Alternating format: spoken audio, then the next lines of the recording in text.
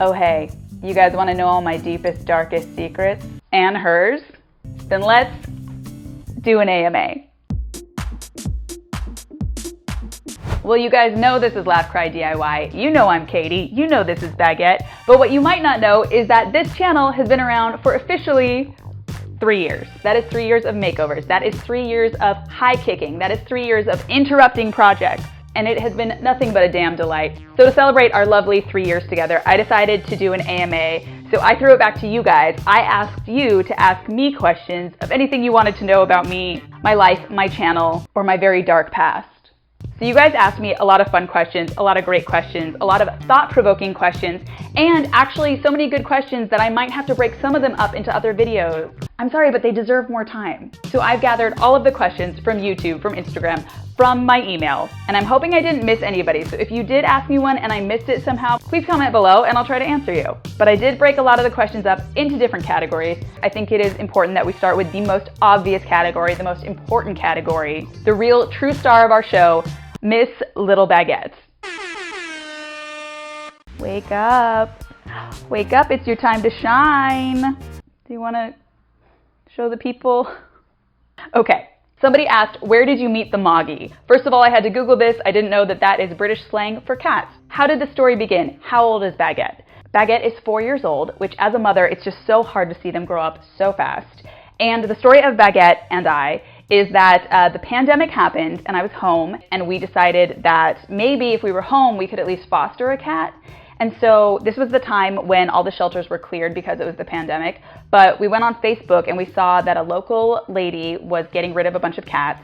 And when we went to visit Baguette, we realized that like whether or not we kept her long term, we needed to 100% take a cat home because Baguette comes from a hoarder home. We went and it was a little old lady in a studio apartment with carpet. That's important to remember because she had 15 cats and a dog in a studio apartment that was like literally the size of my dining room. And when we went in, I always say that the whole room was like dripping with cats. Like everywhere you looked was like a cat on a bookcase or something. But I don't actually even remember seeing Baguette that time because it was so many crazy things around. But she was hiding in one of those little like tunnel toys. And I decided, well, you know what? At the very least, we have to go like take a cat home out of this situation. She was 4 months old at the time. She was so cute. And we got her home. And the first few weeks, she was pretty chill. We had like a little office closet that she was kind of staying in. And we didn't know if we would keep her long term, but she ended up being like the absolute love of our lives. Obviously, she is such a funny little personality. But the real twist of the story is that when we got her, we thought she was a boy for the first month. And I was calling her my son. And then we went to get her fixed. And I was like, oh, you know, paying for a neutering. And the vet was like, why would you neuter a girl? And it was absolutely shocking. It took me a while to process. But now she's our sweet little mama. And I think it is so funny and sweet that you guys on the channel like love her. As you guys know, she likes to interrupt projects on her own time. But I think it's so funny that she has become like the mascot of the channel. And obviously is very happy to hang around. Okay, somebody said, I work with animals and I want to know what it was like training Baguette to walk on a harness and a leash. Was it a journey that she looks back fondly on or perhaps a moment of hell? Great question. As you guys may or may not know, Baguette takes a walk for 20 minutes every morning on her harness and she is really demanding about it. And teaching her to walk on a harness was actually the biggest regret of our lives. We didn't actually really have to teach her to walk on it. She really took to it immediately. And the crazy thing is, when we brought her home, she didn't make a sound. Like, she didn't really cry or meow. Like, I don't even think she vocalized for like the first like 6 weeks. The day we took her out on the harness, we took her outside. She was immediately walking and exploring like it was nothing. We brought her indoors, we closed the door, and it was the first time she meowed. And the minute she cried like that, we heard her meow, we were like, oh dear, we've made a huge mistake. And ever since then, she has to go out on a walk every day. She will get mad, she will pester us, she'll bite you awake. She does not play around. She has thrown her harness down on the ground in front of the door. And I thought it was a fluke the first time she did it, and then she did it again in a tantrum, and I was like, this is freaking crazy. But she loves it. She gets to walk around, she gets to perch outside, she gets to be a little piggy and roll in the dirt, which she loves. Ma'am, anything else you want to say about that? No? Okay. Okay, if Baguette was a human, please describe what they would be like in extreme detail. So she doesn't cry a ton unless she wants to go outside, but she will like yap when she wants you to pet her or if she wants attention and you're not giving it to her. And I've seen another video online of a cat that like sounds like an old-timey gangster. So although she is like a sweet little 4-year-old girl, I actually think that if she were human, she would be an old-timey like mobster. I say this for 2 reasons. One, because her little yap is like a meow, that kind of old-timey thing. And 2, she is obsessed with tomato sauce, pasta, Italian food, if you're eating anything with a red sauce. But she really, I like see her as like a Tony Soprano or something. Only because of the weird obsession with tomato sauce. What is Baguette's favorite Star Wars movie? I would say Return of the Jedi because she either is an Ewok or she would want to hunt an Ewok. So yeah, I would say she would be an Ewok ally. I will say she is mostly uninterested in television, things like that, but we did watch the series Chimp Empire once and she was absolutely enthralled by watching the chimps. Okay, do you feel bad that Baguette was not included on your Paris trip? If you guys recall, I did an Antiquing in Paris video. Yes, I feel bad that she couldn't come. Her name being Baguette, oh, which by the way was because when she was a kitten, she would lie in a straight line and she looked exactly like a little baguette on the floor. She was not welcome in Paris. Great. Hold on, let's get her chair out of here. Okay, she was not welcome in Paris, and that is honestly her own freaking fault because we thought she was a cool chick because she walks on her harness and she's a very chill cat. And so my boyfriend and I previously decided one time, what if we could travel with her? So we were doing a little staycation and we decided to get a cat-friendly hotel, which is kind of hard to do. And we brought her to the hotel and we were like, this is so cool if she could just come with us to like a road trip or something like that.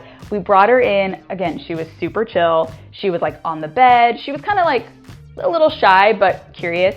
And then as soon as we went to go to bed, it was like between 11 and midnight, we turned the lights off and she started screaming.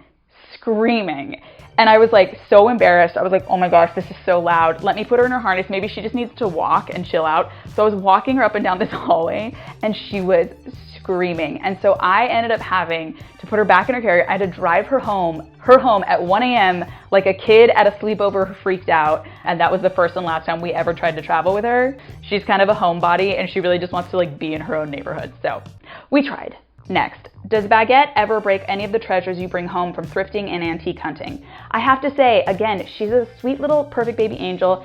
She doesn't knock things over. She doesn't scratch the couch. She doesn't pee on anything. The only thing she will do that frightens me is she will climb my bookcase that has all my antique treasures on it. And she will climb all the way precariously to the top and all the way back down. But she's such a graceful, elegant ballerina that she can really like mold herself around things without ever knocking anything over. It is very freaky, but me and my antique thrifted finds do appreciate it. So that's good. Okay, next question. I am a lifelong dog person, but plot twist, in January, I got a cat. Congratulations, welcome to the lifestyle.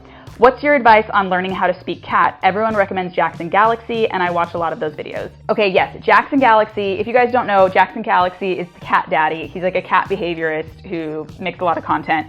He is awesome. Honestly, he's actually one of our favorite go-tos. I always grew up with cats, but nobody ever actually taught me like cat behavior. And I think that's why a lot of like dog people or people don't understand cats. It is actually easy to understand what they do and don't want. Like I didn't know, for example, when you pet a cat and you might see the back of their fur ripple, I used to think it was a cool effect and be like, oh, this is so cool. But it actually means they're overstimulated and they would like you to stop petting them. And I didn't know that until I found out from the cat daddy. I will say also, I think one really important thing you need to know about your cat is its personality. As Jackson Galaxy says, is your cat a bush dweller or a tree dweller? So if they're a bush dweller, they're gonna hide under sofas, hide under beds, or if they're a tree cat, like Baguette is, they wanna be up high on bookcases. That's why we gave her cat shelves on the wall and a little perch so that she could just hang out there and look at us. So I think it's important to know what your cat is between those two things and then give them the toys and set up your home accordingly. So yeah, that is all our questions about Baguette. Do you have any questions about yourself? Is there anything you want to tell the people?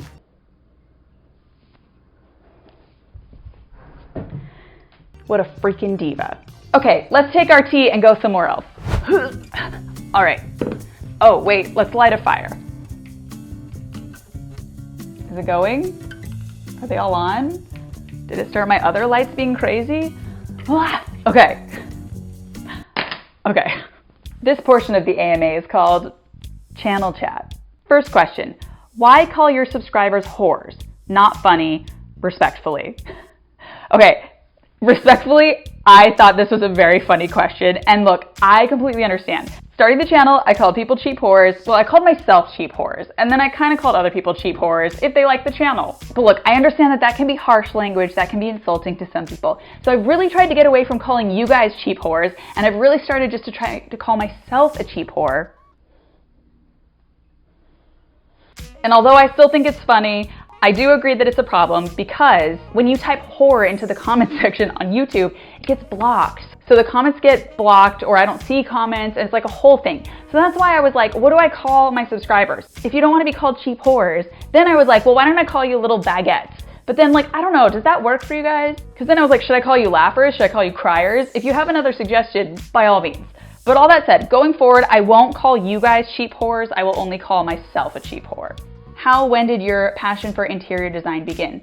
Okay, so what's funny is that I did not start out that passionate about it, but I was a journalism major and my first internship/writing gigs out of college were for home decor magazines. So for Romantic Homes, which was very shabby chic, for Cottages and Bungalows, for Lofts magazine. But something I always did was DIY. In every apartment, I always had some sort of project or some sort of thing. But to be honest, it was always a little bit frustrating because my style is very like colorful and pattern and maximalist. And in the like larger mainstream culture, thanks to HGTV, everything is bland and white and gray and any shred of personality is like hated. Also, as we know, so many of the like sources of interior design, like Architectural Digest, etc., is like so beyond aspirational and wealth and elite that it's like, sorry, I'm not lining my child's playroom with like tile from an 8th century monastery. And although I also like wrote and edited for like a French chateau magazine, all those places are cool and grand, but they're just not like realistic. But as I got more into DIYs, as I got older, as I got more and more apartments, I got more and more into it, expressing myself, all that kind of stuff. But then I really started to get heavy into YouTube and people were starting to do like renter-friendly stuff. And because I was always like on a budget and a renter, you have to get really creative really fast with your interior decorating. Which brings me to my next questions, which are, what motivated you to start this channel and what do you do career-wise besides DIY on YouTube? So ever since college, I've always been a writer/editor, writing for magazines, online, print, and marketing. And when I was 25, I started doing stand-up. And I did stand-up for like 12, 13 years. Now, in between like writing stuff and doing stand-up and making sketches and doing comedy, I would always come home and to decompress, I would always DIY in my apartment and do decor stuff. And never in my life did I ever think about that being something I should focus more on until the pandemic happened, when obviously stand-up came to a screeching halt and I was already getting into YouTube and DIY stuff and I was alone and I was doing all these projects and I was like, what if I just started a channel for fun, just to make my friends laugh, just to track my projects. And also like maybe if I was a little bit honest about how hard DIY can be and how frustrating it can be, maybe that would be fun and maybe like my sister and my friends would watch a few episodes and it would be fun. I had no idea that people from all over the world would watch, which like blew my mind. I had no idea that you guys would all be commenting and creating like little community and there would be inside jokes like Moments of Hell and Sweet Baguette here, and that it would actually end up like taking over my life way more than I thought it would. Which brings me to a new question. Since I love the humor you inject into your program's name and episodes and the comedians you team up with on projects, are you still performing stand-up? Great question. I hope you're ready for a shocking confession, breaking news. I actually stopped doing stand-up like a year ago. And you know what? It's your freaking fault, people. A few things. Post-pandemic, stand-up kind of dried up and it really kind of took the scene a while to recover. And I'd started to do this channel and it was really fun and I could combine like comedy and DIY and my comedian friends. And I realized like, wow, this actually makes me a lot happier than doing stand-up. And I thought I'd take like a little break to see how I felt, but honestly, so much of my creative energy has gone towards this. It's been so fun. And I will tell you the other thing that, again, is your guys' fault, which is kind of crazy. And that is that I did stand-up for so long in so many rooms and open mics and venues and stuff. And stand-up is very male, as we know, and it is a hustle and a grind and it takes a lot of energy. But when I started doing my channel and I saw on my analytics that my viewership is, I think, 89% female, and you guys are so nice and so sweet and so cool, it was very jarring to me. I was like, why is no one being mean? Why are there no extremely cruel comments? Why is this such a like nice, pleasant vibe? And it really made me realize that like, I like this more than all of the energy and frustration it took to do stand-up, which I felt as a creative art form. My stand-up was very fueled by like anger and frustration. And then this is very fueled by like love and fun and creativity and community. And can you believe what happens when there's like a cool, creative female community? Lovely things, and I can't believe it. So anyways, thank you guys for totally shifting my life and actually making me realize that this is more of my true joy than stand-up was.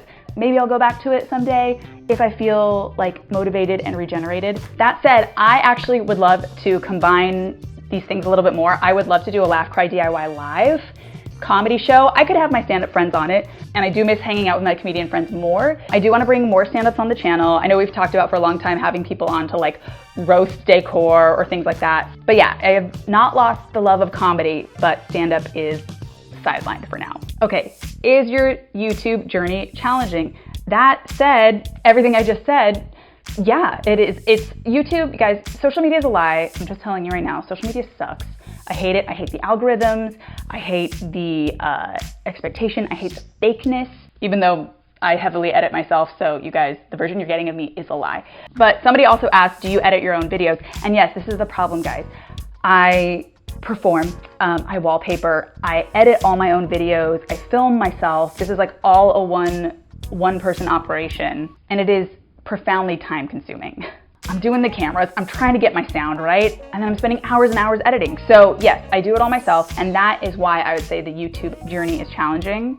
I also can't stand the idea of like having to do YouTube in a horizontal format and then having to cut down and reshape everything into a vertical format for Instagram and TikTok and all these things. Like, it's totally manic, it's crazy. I know I should be doing that more so that I can grow more subscribers, blah, blah, blah, but it's just overwhelming. And I do, of course, do like virtual makeovers and in real life makeovers and stuff like that. And I would love YouTube to like pay for everything and cover everything. And ideally, I would love to be able to make so much on YouTube that like all the makeovers were free, but it's just tricky in these days and these platforms. And so all that to say, it is a lot of work. It can be frustrating, but I do love it. And like, what else am I gonna do?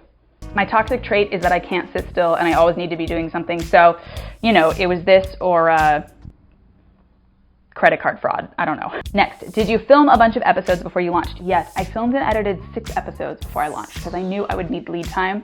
Also, like when you're churning and burning content, you just don't realize how quickly the next week sneaks up on you. It can be a freaking lot. And especially like, I really envy content creators that are like just themselves sitting and talking or something. Like, they don't have to do an actual project, which again, I'll spend 3 days doing a room to edit it down to 20 minutes, if that. So I heard someone say that this is like the least scalable business idea, and I would agree with that. Okay, next question. Would you ever do a thrifting or antiquing travel series? Yes, I think I've already been doing that. Anytime I go anywhere, unfortunately now I inflict anyone I'm with, I am forcing them into an antique store or thrifting video so that we can create the content, but it is very fun. I'm shocked that some of my thrifting videos do better than like normal DIY decor videos. I would love to do a like thrifting with comedians, like proper series. So maybe we'll properly label that and properly like bring that onto the channel next. But yeah, all in all, channel, comedy, friends, friendship, creativity, Laugh Cry DIY. Also, I want to say shout out to those of you who like understand the joke of my channel name. I can't tell you, it's like so embarrassing how many times people are like, what's your YouTube channel? And you're like, Laugh Cry DIY. And they don't understand it. They don't get the joke. They don't like know how to spell it. So I feel like the girls that get it, and everybody else doesn't get it, and that's fine. And that is also the approach I try to take to the channel, because like in social media, if you're trying to please everybody, you're pleasing nobody. Everybody's gonna hate you anyways. So that's kind of freeing. It's like, just do what you want. Nobody asked this, but you guys wanna know the craziest comments I've ever gotten. Somebody recently said they were unsubscribing because I called a plant stand she, and furniture doesn't have gender. So they unsubscribed. That was hilarious. Or maybe it was a bit, I couldn't tell, but that was funny. The other person who said they would no longer be watching because I kept letting Baguette interrupt. People really hate animals. I had somebody's dog in another video, and someone was like, ugh, enough with the dogs and the animals. It's not what I'm here for. And I was like, okay. Oh, and then there was another person that I guess in my closet office makeover, I was like sweeping and Baguette wouldn't get out of the way, and I called her like a little nightmare or something, and the person then threatened to report me to cat advocacy groups for like abusing Baguette. which like clearly you've never seen a more abused cat. So it's good that that person was doing that and doing their civic duty. But my general stance is that if you're commenting something crazy on a DIY channel, you're not doing well. Okay, let's dig into DIY and design chat.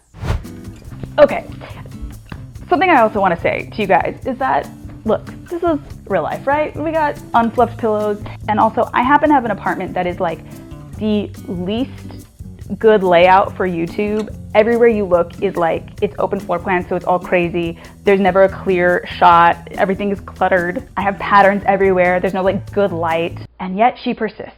Okay, which AD home tour is your favorite? Great question. If you guys are not watching the Architectural Digest home tours on their YouTube channel, they're all celebs, they're all super fun, they're all super pretentious, and I love it. The AD home tour I have watched, I'm not kidding, like probably about 15 times, I think I can quote it word for word, is Miss Dita Von Teese. It is crazy colorful maximalist, it's like vintage. She has a taxidermied tiger in her living room. And she has the best quote of all time that I have truly been wanting to actually make an art piece around, which is she says, quote, "I really loathe white walls." And I think that's so funny. I want to like put it on a pillow. I want to make a mural with that quote. It is absolutely how I feel in my own heart. Okay, if you could pick any room or home to make over that's from a television show or movie, which would it be and how would you make it over? This is such a great question. I've actually been wanting to like do an episode or something on this. Carrie Bradshaw's apartment in Sex and the City. I think it is so interesting because on the television show, they've actually now remade it over 3 times, which I don't think I've ever seen really people do in TV shows or movies. Even as the character changes, it's so cool. And each time they've done a kind of different aesthetic that's kind of like evolving with her, and really different like color schemes, different vibes. Some are hit, some are miss. And I would do it in a sort of like glam art deco because I think that it is probably from that era, like it's a pre-war building. She could have like a gorgeous velvet like chaise lounge and stuff. Fun fact, the real Carrie Bradshaw, the person who actually lived in that brownstone, was, I believe, a gay African-American interior designer. The actual apartment didn't look like that, obviously, but fun fact. Okay, who would you like to collab with? Great question. Like I said, I would love to have more comedians on. I would love to have someone who is like very bougie to like make them come DIY something, you know? Or to be honest, just Dita Von Teese. Like, can we create velvet tassel pillows or something very burlesque and glamorous? I would love that. Okay, describe your dream house and dream location.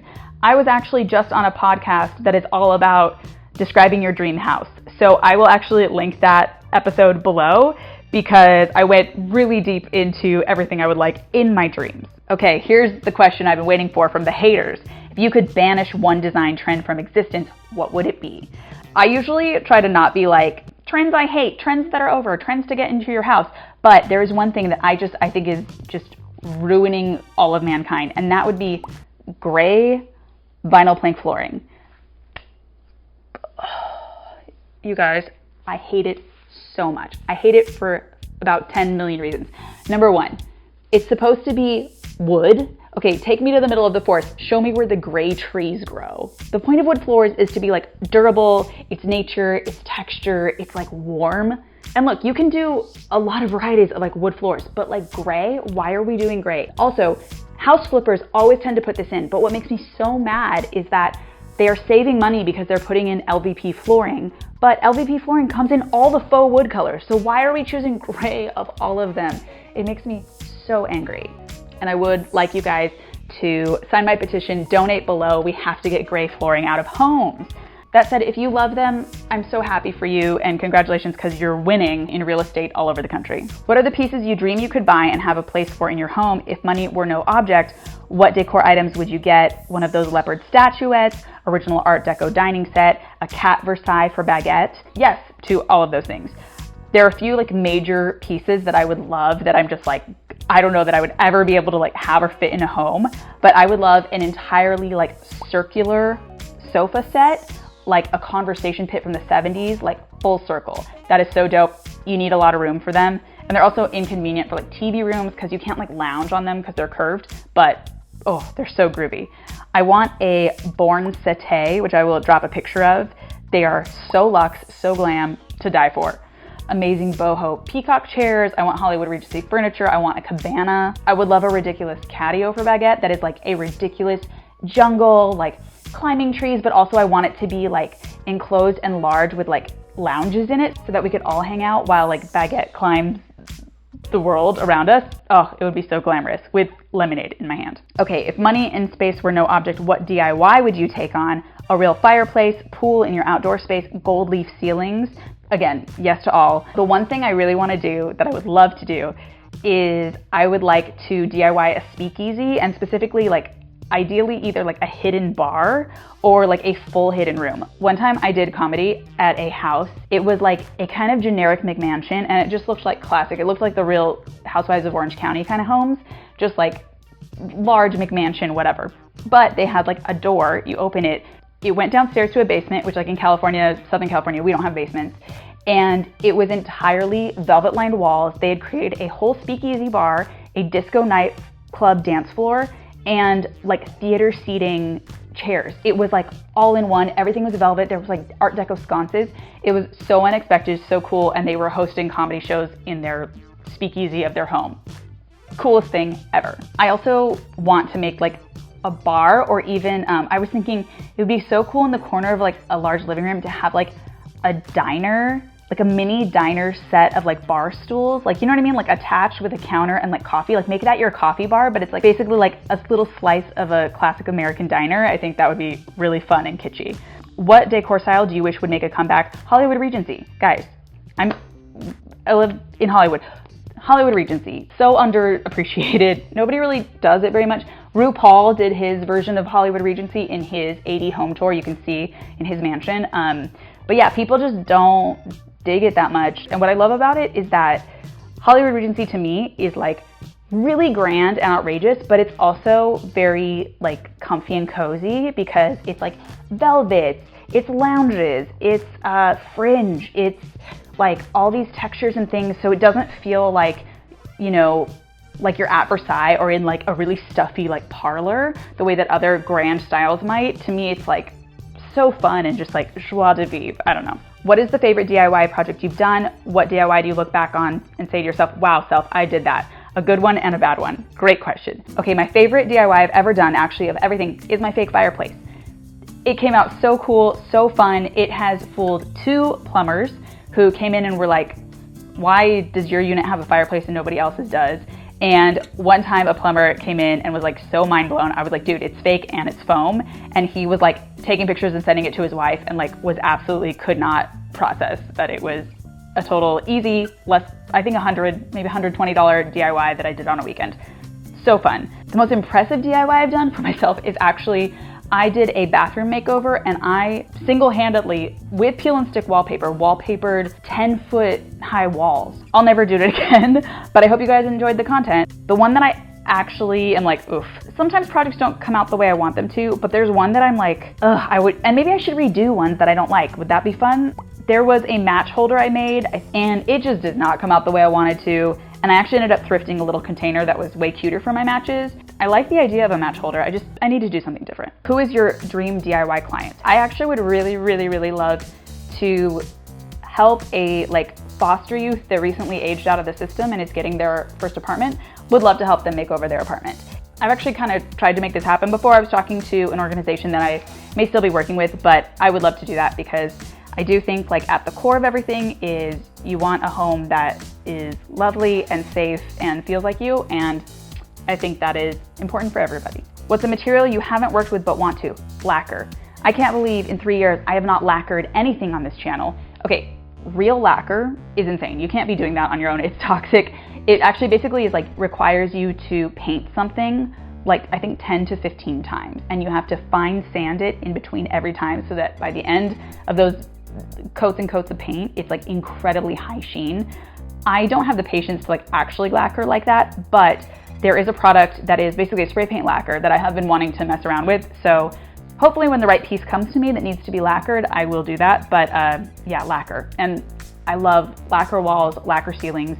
So glamorous, so expensive. But you always see it in like fancy like New York City penthouses or like mansions. RuPaul again has an orange lacquered office, which is like so beautiful. Okay, do you suggest when getting a room organized to remove all the stuff and start from a clean slate? This is a great question. Okay, for organization and for decor, I do think it's actually helpful to start with a blank slate because too often, for me at least, like if an object is in the room, I like can't unsee the object or think that much around it. And I think too, we also really cling to items, furniture, clothing, stuff that like we've had and we don't necessarily like, but we've had it. And we just can't like let go of it, or it was given to us and we feel bad. Like sometimes I encourage people to like, just pretend that that's not there. Let's flip it, let's sell it, like something. Anyway, all that to say, I think it's easier to put things into a blank room than to like work with what's within the confines. Okay, do you have any tips or tricks for dusting as a maximalist? I have a lot of decorative knickknacks, but with my cats, it seems like everything always gets coated in dust or cat hair at lightning speed. I'm so sorry that I do not have a good hack for this. It is the lifestyle of a cat owning maximalist, but a good Dyson or vacuum is helpful, as well as like those little like air dusters. Like sometimes that's just easier to like get stuff off, especially if you have knickknacks that have a lot of little grooves or stuff. But I hope that technology advances so much one day that there's like something you can spray on things and they won't get dust. Next, you have some really great thrift scores. Are there any that got away because they were too expensive or no way to transport it? Yes, I think of this piece at least once a week. It was I think a 9-drawer Thomasville faux bamboo dresser. It was $15. And at the time, my mom had like put the kibosh on me adding any more furniture to her garage. And I think my car was already had some chairs or something in it. And I really think about it every week. Like, why did I not get it for $15 and lacquer it a beautiful candy color? Like, faux bamboo is my sexuality, and it's probably been, I think, about 5 years since I saw it, and I think of it all the time. Okay, next question. How do you get started actually implementing maximalism? Okay, this is such a good question. I'm sorry, I'm gonna make a separate video on it. Okay, you guys also had a lot of like very specific decor, DIY, and maximalism questions, and I'm so sorry, but I'm gonna split those into separate videos because I have too much to say. So if you guys ask me about a specific project or something like that, please wait for the next video. I promise they'll be out like within the next month. But now it's time for us to switch it up and get into what you guys really wanted to know. The deepest, the darkest, the most personal questions you could ask me. Let's go back to the fireplace. How you doing? Okay, wait, we're getting so intimate. Let's get a little like sexy in here. Okay, where are you from? I'm from Orange County, California, born in San Diego, but I'm a Southern California girl all the way. I lived in LA for 10 years and I'm just a California girl to my core. Okay, after DIY, what's your favorite thing to do? You guys might be shocked to know that I actually like to take a lot of dance classes. I danced when I was little. I did Irish step dancing. I did jazz, tap, ballet. As an adult, I like modern contemporary. I would do hip hop classes, African dance classes. I really like doing like dance hall Caribbean. So yeah, I like to dance. And lately, for some reason, I've been getting back more into ballet, which feels like a lot lower speed, but it's fun and it kind of makes me feel like I'm like 12 again. Okay, in your opinion, how many cups of coffee in a 24-hour period is too many? Okay, fun fact about me, I don't drink coffee, but I wish I did. It seems so lovely. I love the like elegance, the ceremony of it. I love that there's so many things like a cappuccino or an Americano, a flat white. Is that how you guys say it in Australia? I'm a tea girl at heart, but I love coffee. I love like the scent of coffee, stale coffee in a diner. I love it. So I say go nuts, have fun. Maybe if it keeps you up, switch to decaf after 8 p.m. I just think it's such a fun lifestyle that so many people get to live. Do you have a laugh cry OnlyFans? That's really funny. Yes, I do, in that it's my newsletter. If you guys haven't signed up for my newsletter, sign up below. I send out monthly inspiration, fun DIYs, tips, little bits about me, but I try to make it fun and valuable and not like just spam in your inbox. But yeah, sign up for that. I don't have an OnlyFans yet. I think about doing a Patreon. I want to make sure that I could like really do it right and give subscribers like the true devotion they deserve. Are you guys Patreon people? I don't know. I also I don't subscribe to Patreon, so I don't know. But if you are or would be interested in that, I don't know, comment below. Let's see, could it happen? I will say the only thing related to OnlyFans is that it is really annoying that when I film and have to do a project, I have to put on a bra. It's really sad. And somehow I'm sure that's patriarchy, but it's also good to not have things swing in when you're like cutting something. Okay, that got weird. Why did you move twice during the panini? I did move during the pandemic. So I told this story in my episode in which I was painting with my friend Rachel. I basically had like a The owner, landlord of my building had a son who was the property manager, and he lived on site. And it was already like the first week I moved in, it was already a problem. He was like shouting racial slurs. He was crazy. And then like in the middle of the pandemic, he actually full on had a psychotic break, and he was like threatening to kill us all in the courtyard. He called me the CUNT in 3A, which is funny and probably like my best credit to date. But he was totally crazy, and I was like locked in my own closet with Baguette, holding her on 911, being like, this guy's going crazy in our courtyard. It was wild. So I was like, we need to move immediately. The thing is, I had somewhat recently moved into that apartment, and then I moved again into this apartment. Pandemic was crazy, obviously. Okay, next question. What's the lighter you're currently lusting after, and have you always been a pyro? Okay, you guys know I collect vintage matches, getting into lighters and other like flame pyro accoutrements. I know I need to do a new episode sometime on my collection, but I'm very into vintage antique lighters. And I will say, shout out to my lighter guy, Russ Adams in Michigan. He is like the only guy I can find kind of online who restores vintage lighters. So I buy vintage lighters, mail it to him. He fixes them up if he can, sends them back. But I asked Russ, who is like the professional lighter restoration guy, what is your favorite holy grail lighter of all time? And he said there was a lighter in the opening scene of the Maltese Falcon, and it is like an Art Deco era streamlined touch tip lighter, which these are really cool. You don't see them anymore. They were like made for a short period of time. And what's really cool is it's sitting on his desk and it has a clock inside of it. This particular lighter is like incredibly rare, very hard to find a clock version of it. Russ recently found one, restored it, and then asked if I would like to buy it. Current selling price, $950. So I had to pass this time, but it's so cool. If that's like the holy grail of a lighter restoration guy, then it's mine too. Okay, I have heard you mention a partner. Do you live with a significant other? Yes, I do. I live with my boyfriend, Chris, who is currently sleeping. How long have you been with your boyfriend? We've been together 8 years. Why do we never hear about them? Okay, number one, because it's my channel. All right, it's not the Chris show, it's the Katie show. Number two, Chris is a comedian, writer, and actor. And so one, he's on the road a lot. And then two, I'm also always trying to film when he's not here because like, it's a lot. We have been planning for a while to do a debut of him on my channel, but unexpected things happen, which we will tell you about in the video in which he makes a debut on my channel, which will be coming very soon. Okay, were you on an episode of the show This Fool on Hulu? Yes, I was in episode 7 of season 2, and you will find out more about why that was when my boyfriend comes on the channel. Okay, your dry and sarcastic sense of humor. Is it genetic and/or is it learned in this farce that is life? The answer is it is genetic in that it is inherently related to the rampant mental illness in my family. Okay, and lastly, if there were a fire, what would you make sure to grab before you ran out of the house? What a great last question. Although I have done so many fun, cool projects around the house and stuff, in my whole house, I actually, ultimately, things are things, so I'm not worried about them. But the only thing I would definitely grab is this book. It's called Eleanor's Story, An American Girl in Hitler's Germany, and this is a fascinating memoir written by my grandmother, and this is my signed copy from my grandma. She has an incredible, crazy life story about, she was German American, and she was raised in America, and then her family went to Germany in 1939 and got stuck in Hitler's Berlin for the duration of the war, and it's her memoir of the war, and it's a crazy story of being an American, like kind of behind enemy lines, and being from two cultures, and observing the absolute horrors that happened in World War II. It's an incredible book. It's taught in schools sometimes as like a bookend to Anne Frank because they were about the same age.